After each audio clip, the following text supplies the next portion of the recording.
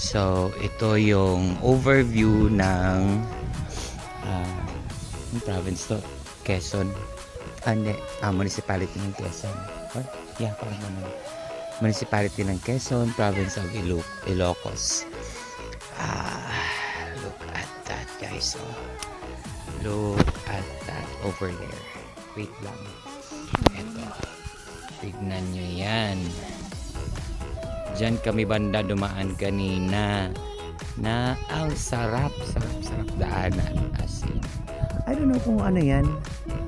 Ano, ba't nagkaganyan yan? Hindi ko alam. Parang kailangan ko pag-i-research kung ba't yan nagkaganyan. And, wait. Meron sila dito. Para siyang Great Wall of Ilocos Kineso. Diba? Kita nyo yan? Iki mo ita, girl. Walang ganyan sa Davao. Diba? Walang ganyan sa Davao. Yun pa. Pero ito lang talaga. What makes me wonder about this place talaga, since, or dito sa northern part ng country, is hindi mo masyadong makikita yung mga bundok-bundok na parang ganyan ka-clear. Unlike pag nandun ka sa Bukidnon, or kahit sa ang bundok-bundok na part dun sa Mindanao. Kasi meron siyang mga fog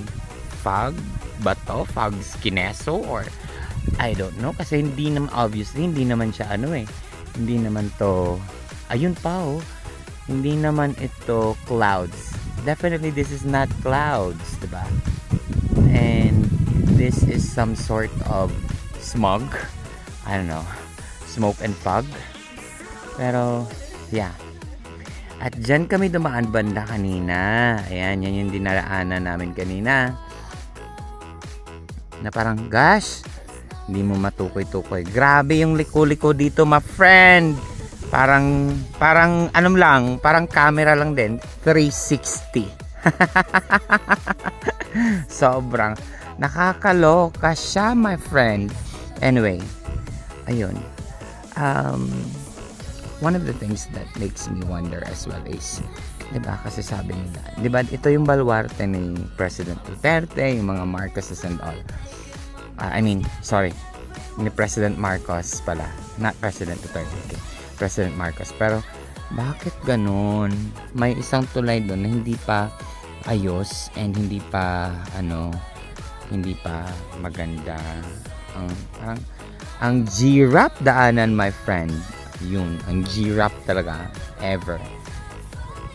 Siguro if this could have been like clear, like yung mga smog na yan, kitang-kita mo yung bundok na yan, no?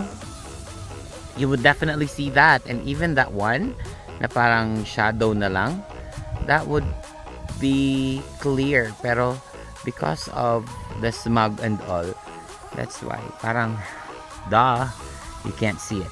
And ayan, no, siguro ang ganda niyan siguro. I don't know if you can see it, pero may bundok pa dyan. Yan yung part na yan dyan. Yan yung part na yan dyan.